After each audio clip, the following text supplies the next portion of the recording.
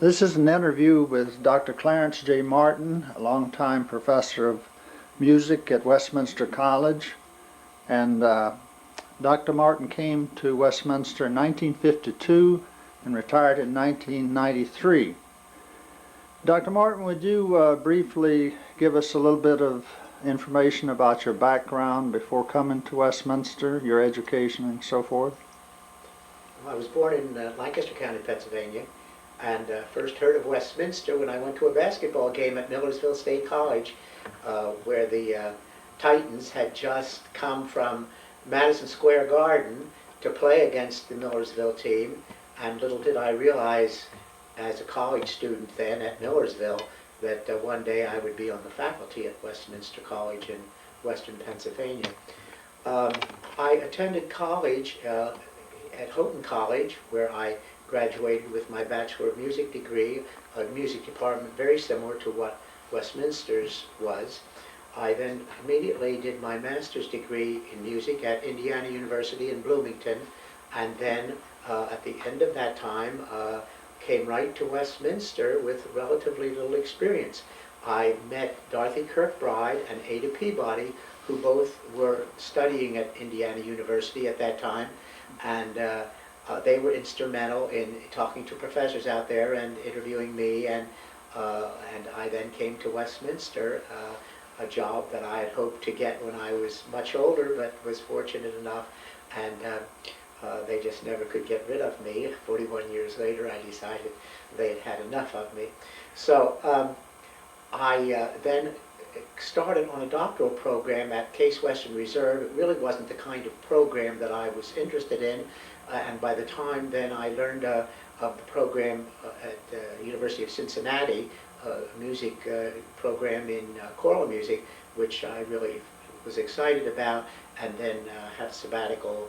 I actually had two sabbaticals during my 41 years at Westminster, but that second sabbatical was at Cincinnati, and then within a year or two after that I completed my dissertation on performance practices on Handel's Messiah and received my Doctorate of Musical Arts from Cincinnati. Along the way I studied at the Union Theological Seminary School of Sacred Music and Columbia University and Penn State University, and later on I had a National Endowment for the Humanities grant at the University of Kansas, where I studied American music and did special studies on Lowell Mason. So that's my educational background.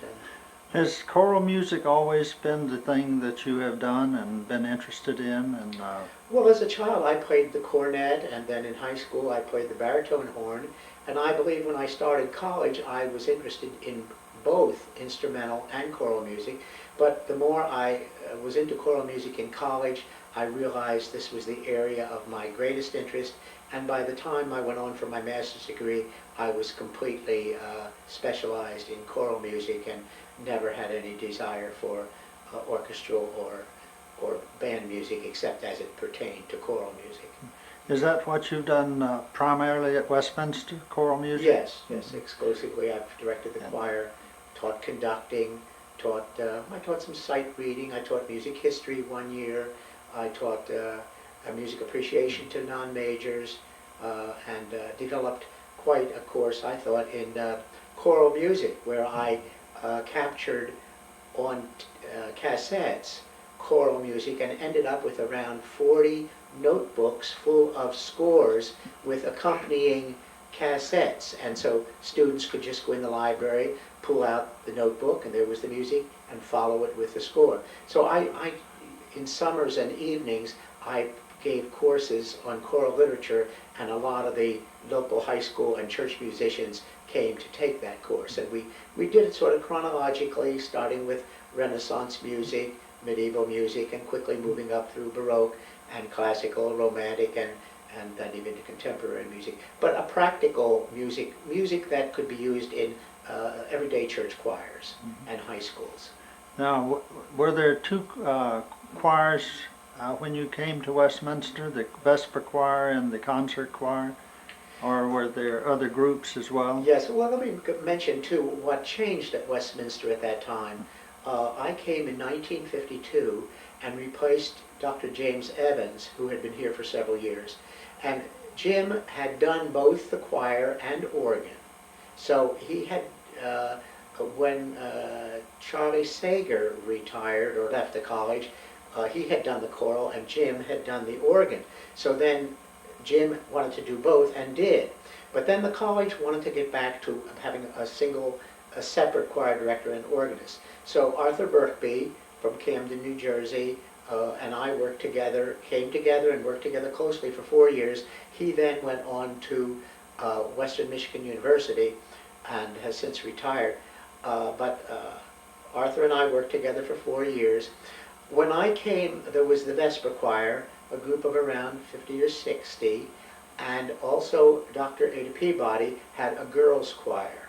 And so we functioned in that way for quite some time, and then the choir grew considerably, and then we eventually divided and had a separate Vesper Choir and concert choir, the concert choir doing the traveling.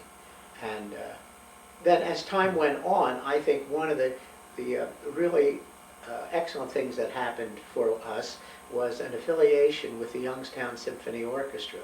Every spring they would do a major oratorio, and I would prepare the Westminster College Choir, and then the director of the Youngstown Symphony Choir would prepare that choir, and then Franz Bebo, the director, would then come to Westminster and rehearse our choir once or twice, and then we would put the choirs together and do works such as the Verdi Requiem, the Beethoven's Ninth, the Bloch Sacred Service, Haydn's Creation, Della Gioio's Psalm of David. We just did a wonderful array, and I felt that that gave our students at Westminster a choral opportunity equal to any university, where they could sing in a traveling choir. And the thing about a traveling choir is that you sing the same music over and over, and you really develop it to a high performance level of interpretation, because you know it well and you get beyond the notes and can do something with the music. And then they had this opportunity with the Youngstown Symphony. So I think that was an excellent thing for them. I then became director of the Youngstown Symphony Chorus and served that capacity for 11 years. So that even made it easier. Then I prepared both choirs and put them together. But that was a wonderful experience, I think, for our students at Westminster. Now, you had one accompanist for a very long time, starting in 1956. I had the great fortune of, when Birkby left the college after 4 years, his replacement was Raymond Ocock, who was a Westminster graduate, had gotten his master's degree from Union Seminary, and had a church position in Evansville, Indiana, for a few years. And in fact, I met Ray at Union Seminary when I was in summer school, and he was on his honeymoon. He came up and introduced himself to me, and my date that night, Helen, whom I'm now married to, was also at that occasion. And little did we realize a year later we would be working together for the rest of our lives. 36 years, 37 years we worked together, as well as any two people. We were very fortunate, at least from my standpoint. I was really blessed to have someone so helpful, and so we could work together in planning choir tours and things like that. If I was busy, I would ask Ray just to take over, and we worked together very well. Have you worked with other groups than the Youngstown Symphony? You've done other groups. Well, I've had sure. occasional guest conducting jobs, high schools, and things like that, but not a lot. I've directed church choirs. I started right away when I came to Westminster. I directed the First Baptist Choir in Newcastle for about 8 years.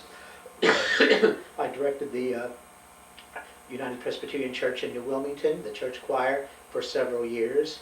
I directed choirs in Youngstown, off and on, at the Unitarian Church, while my twin sons sang at the as voice sopranos at the St. John's Episcopal Church.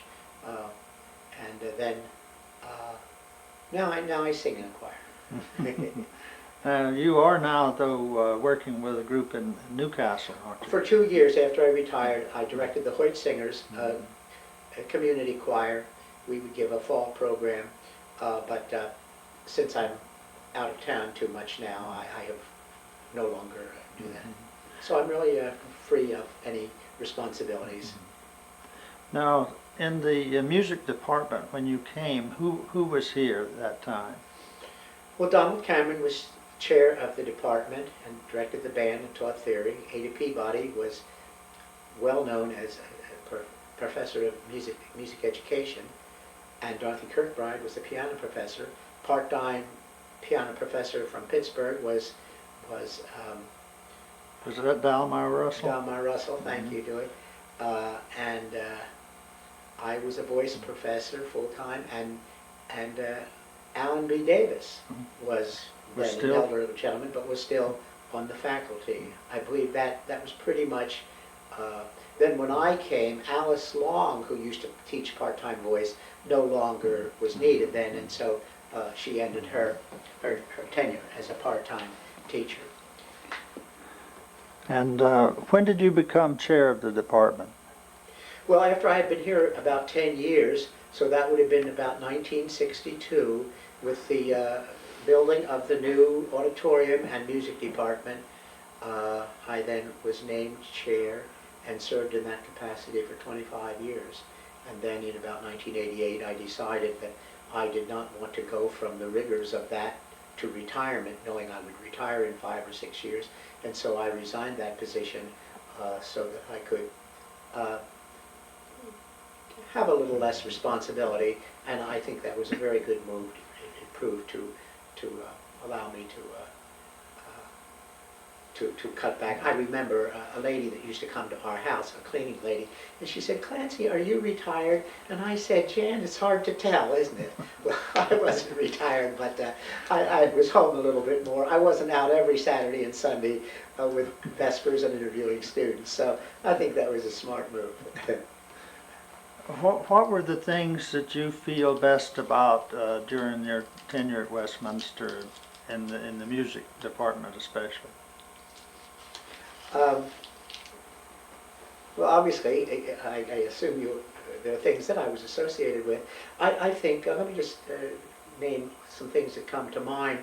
One of the outstanding things I think that happened was that Westminster was able to host the Fine Arts Festival, a high school festival for 5 weeks, supported by the government, and students were in competitions in music, art, drama, theater, and writing, and they all and dance, and they all came, maybe 150 to 175 of them. They lived on campus, and I felt I had a lot to do with having that here for 2 years.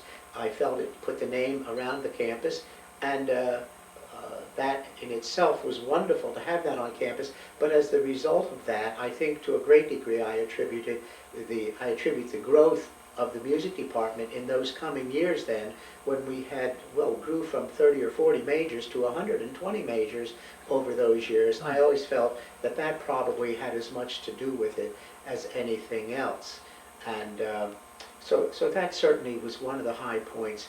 I think another high point was what I mentioned before, the association with the Youngstown Symphony, and then a third point, Jim Evans, my predecessor, did not have the philosophy for a touring choir. He felt very committed to Westminster's chapel program, and so Jim was really a true church musician and felt his responsibility was to Sunday night vespers, and remember in those days the required daily chapels. So his energies and the choral energies were in that direction, whereas I quickly moved towards traveling, and I feel that has been one of the big things for us. In 1968 was the first year that we took the choir abroad, and that was because of January term calendar affording us that opportunity.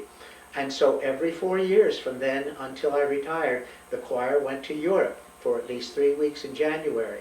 And again, that gave us marvelous opportunities. And then after that, I got alumni groups going. And so as I look back on my career, I think how fortunate I was, and how fortunate it was for the students with whom I associated, to be able to sing at a Mass in the Vatican, to sing at Westminster Abbey, to sing at St. Michael's Church in Munich, where Orlando de Lasso had been the musician, to sing on the Crystal Cathedral program. We were featured once in person and then on a rerun, and also at the Coral Ridge Church we've performed a couple times. So we've had some really fun times. We've taken the choir to California at least twice. We went to Florida 3 times, and we sang at Disney World and Disneyland on several occasions. So we've just had a vast experience, and yet our basic philosophy was to keep a close tie with the Presbyterian Church and to sing for the congregations around the United States. So let's see, we have choral programs. You did start singing some popular secular music, though, when you began touring, didn't you? Yes, yeah, we found that a program with some lighter music was appreciated. The type of audiences to whom we sang weren't just necessarily interested in hearing a typical program that probably a college should be singing, and yet our students all were going to become high school teachers where choral, lighter choral music was performed. And so I was comfortable with the philosophy of singing 2/3 or 3/4 of a program of music of Bach and Handel and the Renaissance and so forth, and yet then ending up with some good music, hopefully quality music of opera and Broadway. Yeah, among the composers that you've enjoyed conducting, which ones would you pick? I know that's a difficult question. Should have given me these questions beforehand.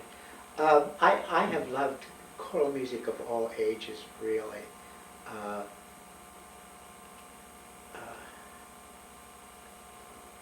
I think of... Now you did your doctorate on the Messiah. Yeah. Yeah.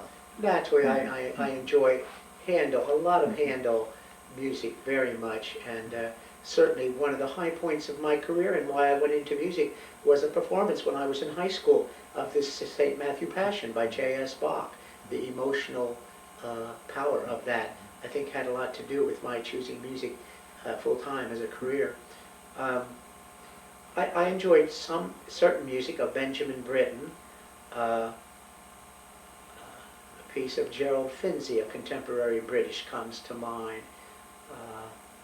I loved the music of, I mentioned him before, de Lasso, the madrigals of de Lasso. I think of Matona, Lovely Maiden is one that really I enjoyed. How about modern composers? Yes, I enjoy Samuel Barber's music a great deal, Della Gioio's. We did some of the choral works of Howard Hanson that I thought were very, very enjoyable. His 100th Psalm and the Cherubic Hymn. We did some works in Youngstown that were commissioned, composers I haven't even heard of recently, but that was always fun to be involved with commissioned work. Yeah. So, well, now you've had probably thousands of either students and enormous audiences. You're probably better known than most football coaches. Oh, I doubt that.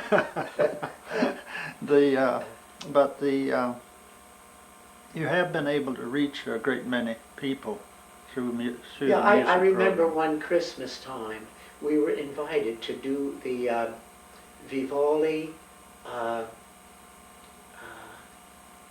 Christmas piece. Slips my mind. Magnificat, I guess. And we did that with the Johnstown Symphony. And then we did it with the Butler Symphony. And we sang, I figured that we had sung to about 8,000 people over that Christmas. We had been on television too. But we had a lot of opportunities. You know, near the end of my career, Judd McConnell said to me one day, Clancy, you know, there have been a lot of people in your 40 years. Why don't you start alumni choirs?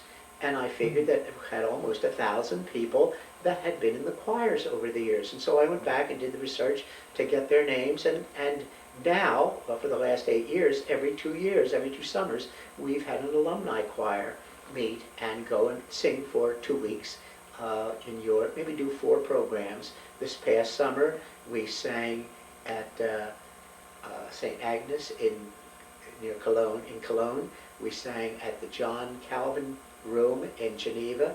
We sang at Emmaus in Nice, and we sang at a Waldesian Sunday morning service in Genoa, Italy.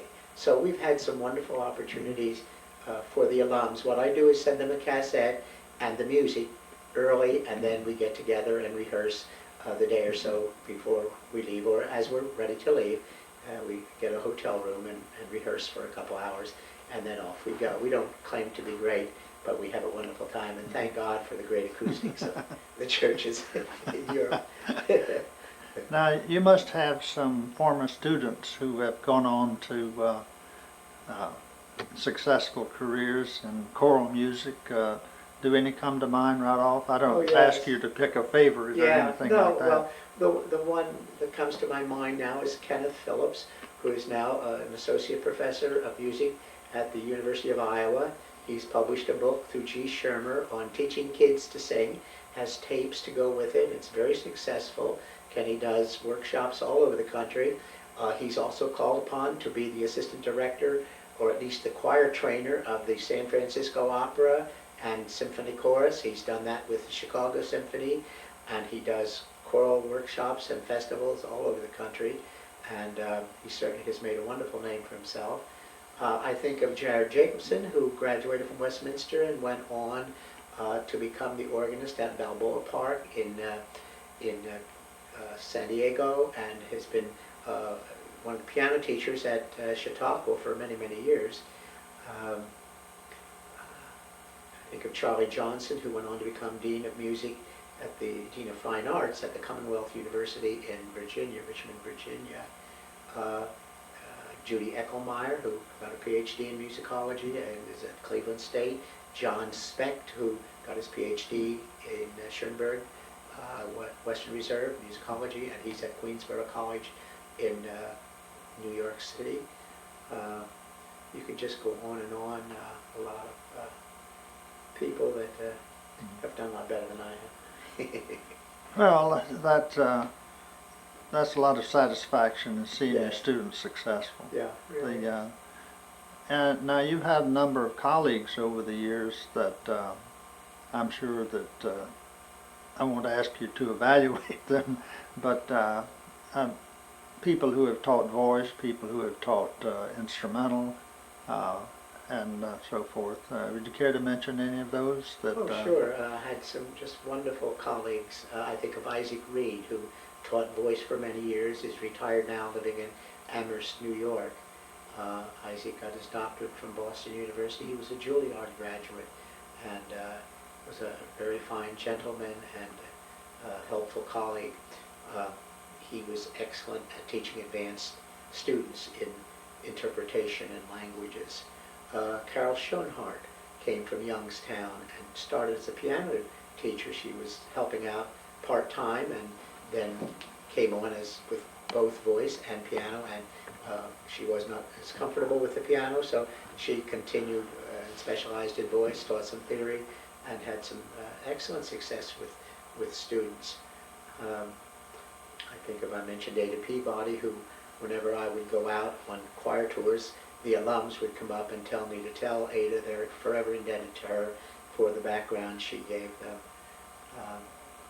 I think of John Hike, who was a voice professor for several years, and Fran Marciniak, who was a wonderful band director, but he was only here 1 year. I was really sorry about that. That was at a time when the college was very anxious to get doctoral people with their earned doctorates, and he had not really started that yet, and so they wouldn't consider keeping him on, but he went on to get his doctorate and has had good positions since then. Herman D. Hogue was a band director for several years. Do you think that Bancroft. Do you think that the doctorate is as important in the performing arts as it would be in, say, chemistry or something of that sort? What does it bring to your discipline or to your activity that I'm sure it helps, but Yeah, I must say I feel very positive about it. I can remember sitting at the dining room table working on my dissertation and my wife making the comment, you know, even if you would never finish this, if it would not culminate in the degree, you gain so much from doing it that it has been worthwhile. And I thought that said it all in a nutshell. The demands that one has to go through, just meeting schedules, going through the oral examination, written examinations, while I question the value of the language requirement because one really doesn't do very well.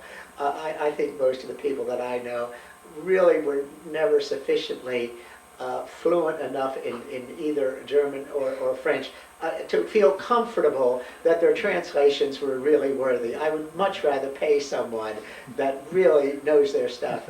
Just as we do now, we go out and we hire a person to do our statistical studies, because few of us, again, except scientists, can do that sort of thing. We seem to accept that in that way. And I know for my studies with my dissertation, I hired someone to do some German translation for me because I wanted it accurate. But I think the demands, the rigors of being in school, and then the nice thing for me was that I did it a little later in life. I didn't do it right away, and that meant here I had 20 years of teaching behind me and was a fairly recent student. And I think there's something exciting about that. I know the college now is trying to get funds for faculty members to go back to school after they're 50 years old. And I think that's just wonderful because it's too easy to just do every day the same thing you've been doing for each year. And while you read and keep up on things, you need to get back in the environment of where the action is happening and where the research is taking place. And so whether it's a doctorate or not, going through the exercise certainly had its benefits. A feeling of accomplishment. Has the administrations under which you've served been generally helpful and supportive of your program? Oh yes, I felt Dr. Orr really, even though he put a lot of pressure on people to earn degrees, but he provided the opportunity. I remember his calling me in, and I took a sabbatical year before I was supposed to, because he wanted to get me through. And then the MAC grants that he negotiated were absolutely marvelous. I had 2 months of full salary for 8 weeks with no tax for any place I wanted to go study. And so, in other words, he really afforded you the opportunity to do that. And I think the college, while it wanted to upgrade its faculty and get online with other universities as far as the percentage of doctoral holders, Westminster certainly did help by giving you sabbaticals and grants and so forth. Yeah, I think they were very helpful. What did the January term help or hinder your program as you look back on it? Was it an asset or?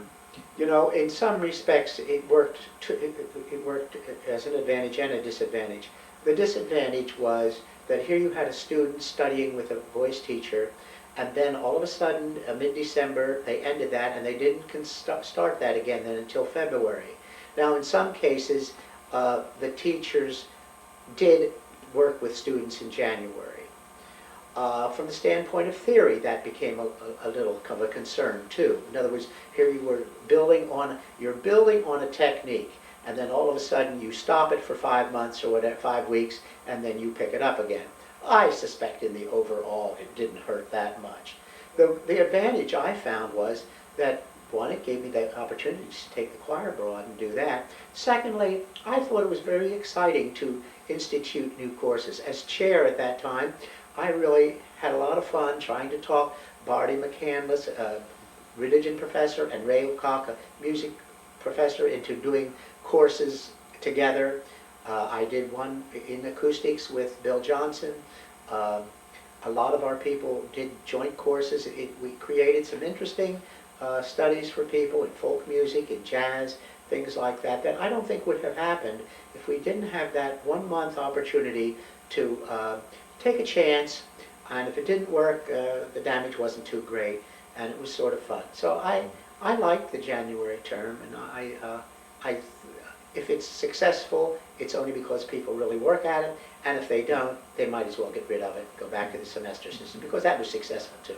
Yeah, yeah. Have you maintained a record or a file, recordings of that sort, of concerts and so forth that your choirs have given by any chance? Unfortunately, I was not careful at recording and with good equipment. There were many years we didn't have really sufficient equipment, and so my historical record of recordings of Westminster's choir is not great. Although the year I was going to retire, I started rooting through and gathering all the tapes that I could find, and I did prepare a tape, and in fact, I used it and offered it to alums for a gift if they would donate money. I thought the one legacy I could give would be a gift to the college to buy new robes. And thankfully, Oscar picked up on that and gave the rest of the money. But I was able to bring in over $5,000 through those cassettes, which started with about 1952 or 3, and some of those recordings were very poor, but I sat for a whole afternoon 2 days actually in a recording studio and tried to beef it up, and we have music representative of the entire 40 years on there. Are any of those still available? I have a few, I believe. The ones should go to the archive. Yeah, I thought about that before I came over. Yeah. Yes. Do you have copies of the programs? No. Again, I'm sorry that I didn't save those.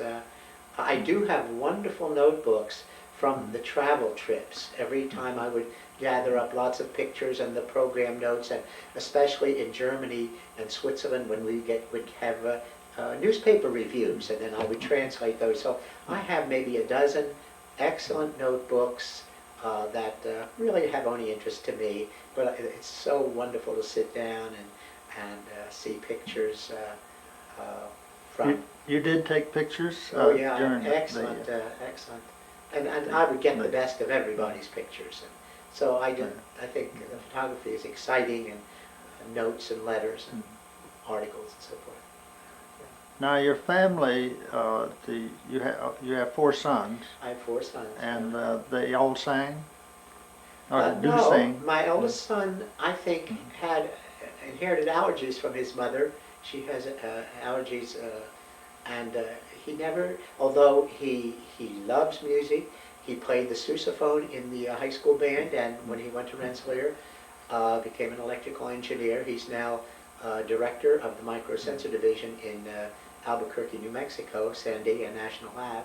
Then I had twin boys that were very good musicians, sang as boys sopranos, and to this day sing quite well. Doug, who's an interior decorator in Philadelphia, sang with the Philadelphia Singing City for several years. And Barry, who has 2 grandchildren and has his law degree and is with Timken Steel in personnel in Canton, Ohio. He also sings once in a while, but not on a regular basis. My younger son, again, loves music, but never was a performer or a singer. He's an architect in Berwyn, Pennsylvania. That So, just shows the individuality of children in the same That's family. right. Oh yeah. None of them. Now, I know you have brothers. Were they active in music? Yeah, they were. My oldest brother Bob, who was the OSHA representative for DuPont and is now a retired professor of chemistry at Messiah College. and my younger brother Aaron, who was with F&M Scientific and developed the chromatograph, both were very interested. In fact, Bob now sings bass in a church choir. He directed a choir in Wilmington, Delaware for several years, and my younger brother occasionally will do a Mikado or something like that. He doesn't sing on a regular basis, but still a family with a great love for singing. Your mother in particular. Yeah, That's that's right. Now, was your family Moravian or? No, they were actually, the church was named Brethren in Christ, which would be similar to Church of the Brethren, a very small denomination, similar to the Mennonites. In their early years, they were plain garbed folk, but in recent times now they are, you wouldn't distinguish them from most any other Christian. Now, since your retirement, I know you've been active. What have you been doing? Well, I directed the local church choir for the spring season while the regular choir director was recuperating. And then I decided that I would come back and sing in the tenor section, which I have done when I'm available. And I've enjoyed that a great deal, and available if anybody needs me. They invited me to come back and direct the choir for the college choir at homecoming, a college alumni choir. And I enjoyed doing that, but I find now that the longer between conducting times, the less I am enthusiastic about doing it. I'll give it a try, but I'm enjoying. The one thing I do for the college, I continue to operate foreign tours for the alumni office. As I mentioned, we've been doing that now. I've had groups in China, the Greek Isles, Spain, Portugal, Morocco. I'm planning in this next month. I have 33 going to Australia, New Zealand, and Fiji for 3 weeks. I'm planning for the summer of '97 for Western Canada, Lake Louise, Banff, and then a Princess Cruise up to Alaska. So we're planning ahead, and I'm enjoying that a great deal. We're finding time now in Florida and enjoy going there.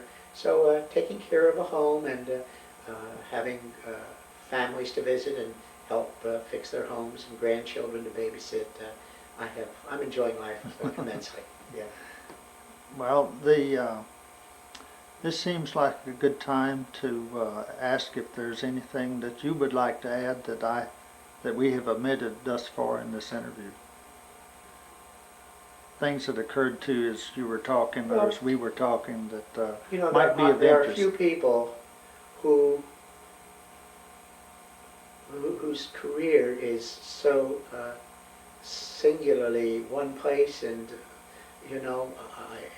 my early life, high school, and then 2 years in the service, and then college and graduate school, and immediately to a position like this was what a great opportunity, a position that I could grow into, be here 41 years, have the most wonderful students to work with, colleagues, and a thing that I've enjoyed over the years are colleagues like Dewey and Fritz Horn and Barty McCandless and people like that who when like spring oratorios, we would invite them to come and sing.